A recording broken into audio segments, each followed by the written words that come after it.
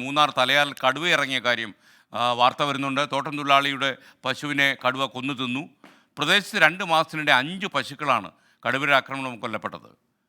രാഹുൽ വിജയൻ ഇടുക്കിയിൽ നിന്ന് ചേരുന്നു വിവരങ്ങളുമായി. രാഹുൽ, കടുവയുടെ ആക്രമണം കൂടുകയാണോ കാട്ടാനകൾ പോലെ? ഈ തലയാർ എസ്റ്റേറ്റിൽ കടുവയുടെ ആക്രമണം ഇതാദ്യമായല്ല എന്നുള്ളത് എടുത്തു പറയേണ്ട കാര്യമാണ്. എന്തായാലും ഇന്നലെ വൈകിട്ടോടു കൂടിയാണ് മുനിയാണ്ടി എന്ന് പറയുന്ന ആളുടെ പശുവിനെ കടുവ ആക്രമിച്ചു കൊന്നത്.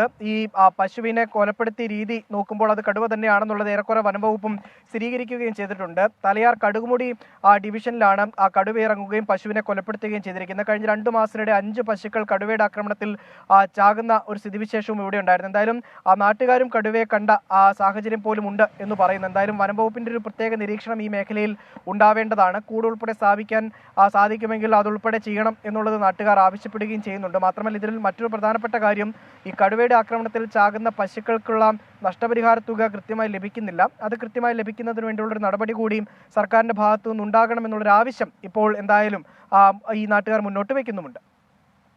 Thank you Rahul Vijayan.